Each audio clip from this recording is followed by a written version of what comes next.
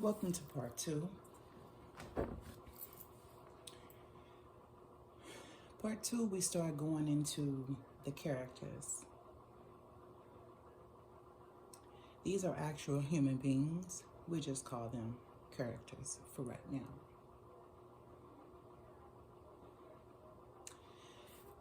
My boy said, "This is what my family did during the pandemic." What did your family do?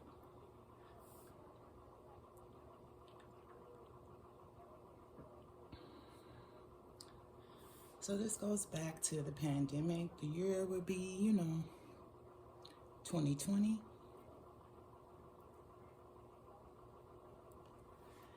An inheritance background check was done on me. So then they found out about unclaimed inheritance and properties and things like that. They, being the quote church coven,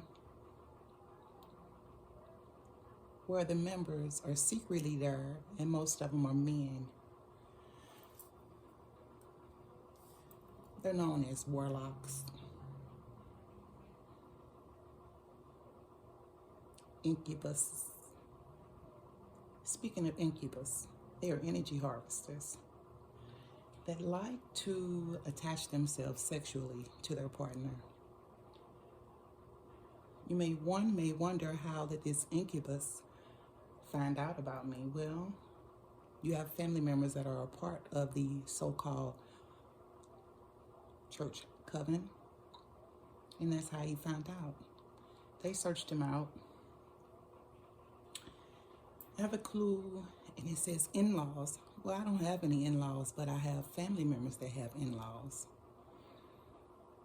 So that brings me to my daughter and my son, who collaborated with the in-laws and the other family members to prevent me from having my inheritance that I had. So they all went to court. So let's lead back to court. Before court, they did a fake, false, pseudo marriage led by one of the preachers from the quote church coven.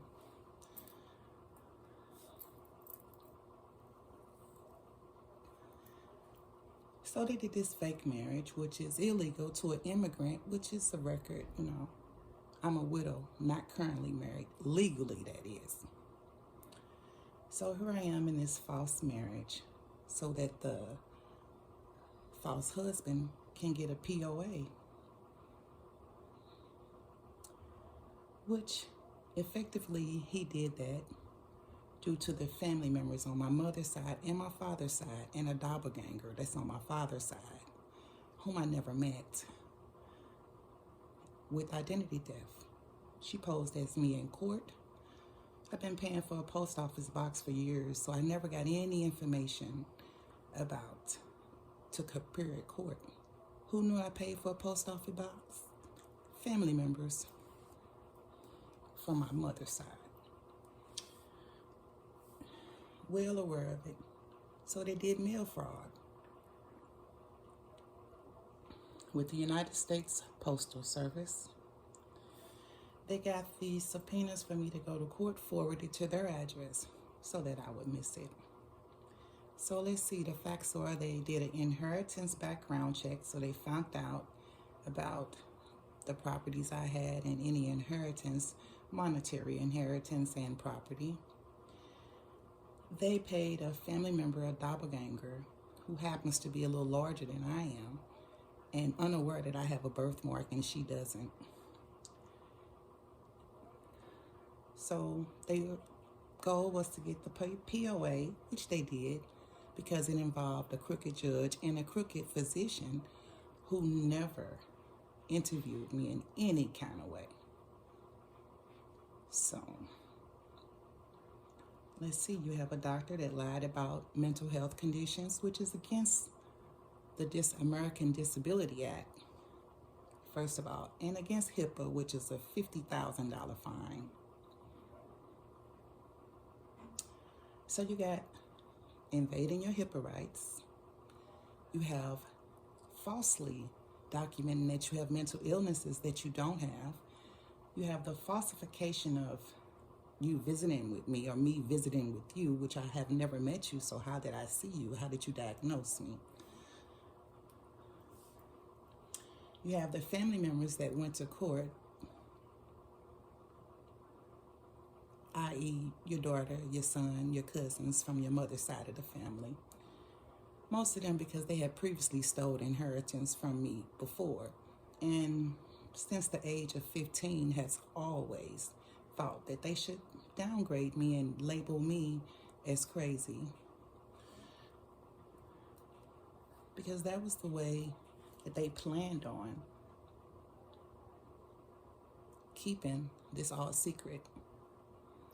So we go back to the money laundry from the occult in the fake church coven. Like I said, they did an inheritance background check.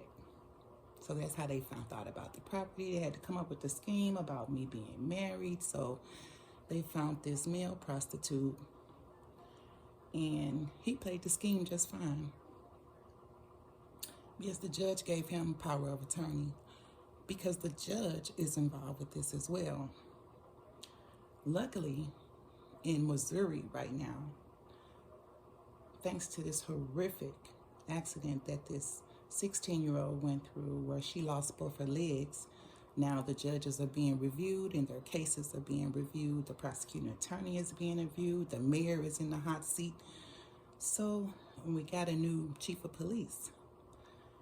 So everything's going to come out in the open.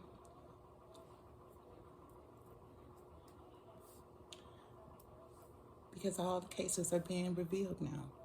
All the cases the judge kept delaying, all the felons they kept on the street, and, thanks to the horrific accident that occurred during Mardi Gras, where the 16-year-old lost her legs in this accident. So it's all over the news now in Missouri, where they want the prosecuting attorney to resign. The mayor is in the hot seat.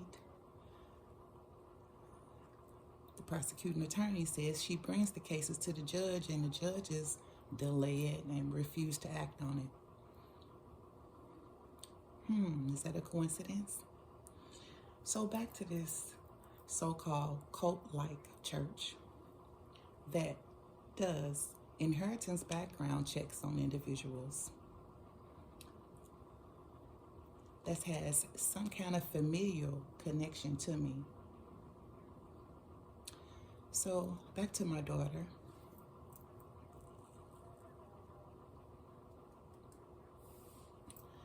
Now, speaking of her and her ties with in-laws to the church cult coven, I don't think they thought I would talk about this because of the maternal ties that they have, i.e. my daughter. Now,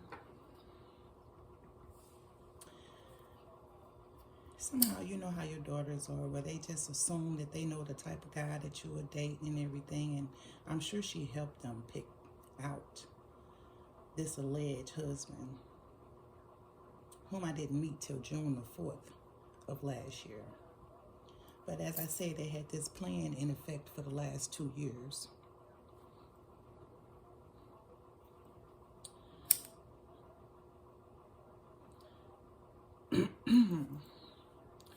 So now we'll continue on, and as we know, they did the background check, the inheritance background check.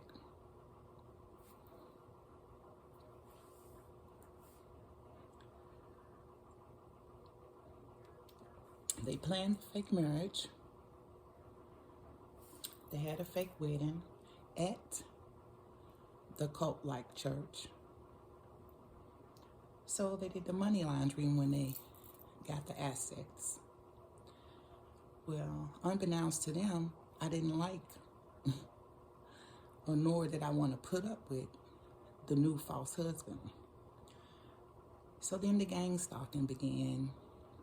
The defamation of character, the slander, and the alleged drug use, and the noise production in my neighborhood and getting the landlord involved and all assets, such as that.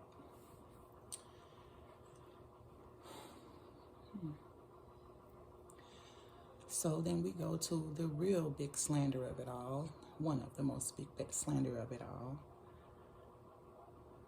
The hired prostitute / husband, he and his wife, because he's officially married to someone else while he married me, and that will always be considered bigamy.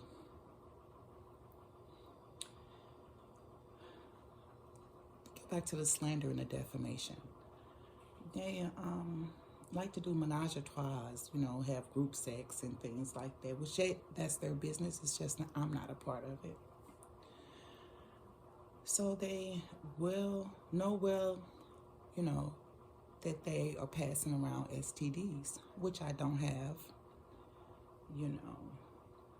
So I don't think they realized that. But then at first you thought they didn't, but their attempts was to come and infect me with their STD that they have. But that's kind of hard to do when you don't talk to them. When you don't talk to them, you don't want to see them. So it became kind of difficult to do. So now in Missouri, everybody's being investigated, everybody's being arrested, and there's no honor amongst thieves. So of course you have informants.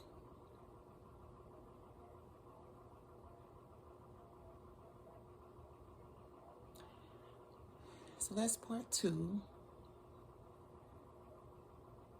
of